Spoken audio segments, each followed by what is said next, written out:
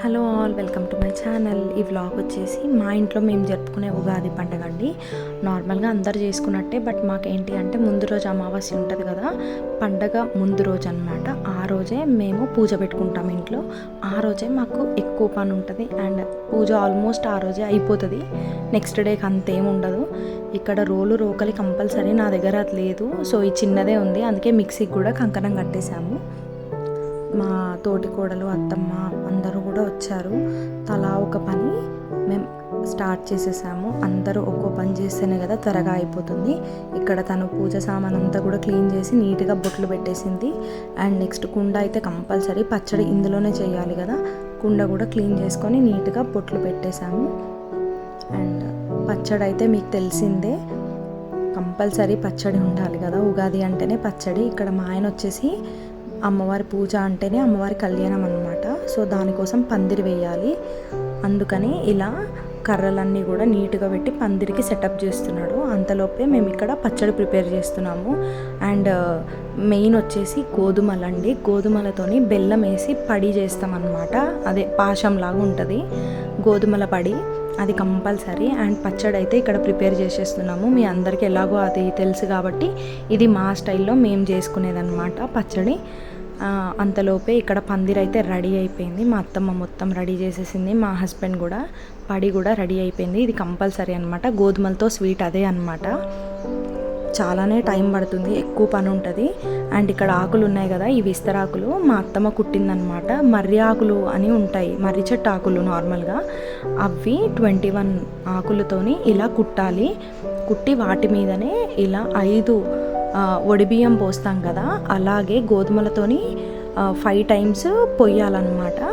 అక్కడ దానిపైనే అమ్మవారిని ఇలా కుడుకలో నక్కాకు నల్లపూస వేసి అమ్మవారిని కూర్చోబెట్టి, ఇంకా ఖర్జూర పండ్లు, వక్కలు, బాదం గింజలు అవన్నీ కూడా పెట్టి కంపల్సరీ వైట్ బ్లౌజ్ పీస్తోనే పూజ చేయాలన్నమాట. వైట్ కలర్ బ్లౌజ్ పీస్ అయితే తీసుకొచ్చాను, అది కూడా అక్కడ పెట్టేసి ఫస్టే దీపారాధనతో స్టార్ట్ చేయాలి. అండ్ ఇక్కడ వచ్చేసి మా పనిముట్లు ఉంటాయి కదా, మేము చేసే ఒడ్ల పనివి సామాన్లు, వాటన్నిటికీ కూడా బొట్లు పెట్టేసి కంకణాలు కట్టాలి. ఆ కంకణాలు కట్టినవి అన్నీ కూడా దేవుడి దగ్గర అలా ఉంచి పూజ స్టార్ట్ చేసుకోవాలి. ఇంకా గౌరమ్మని అయితే ఫస్టే గౌరమ్మని చేసి పెట్టేశాను. బుక్క, గులాలు, పసుపు, కుంకుమ ఇవన్నీ కూడా కంపల్సరీ. కళ్యాణం అని చెప్పాను కదా, ఇవి కంపల్సరీ అనమాట. అవి కూడా తీసుకొచ్చి పూజ అయితే మొదలుపెట్టాను. అసలు బయట ఉన్న వేడికి కూర్చోలేకపోయాం మేమైతే. పూజ చేస్తుంటే కూడా చాలా వేడిగా అనిపిస్తుంది.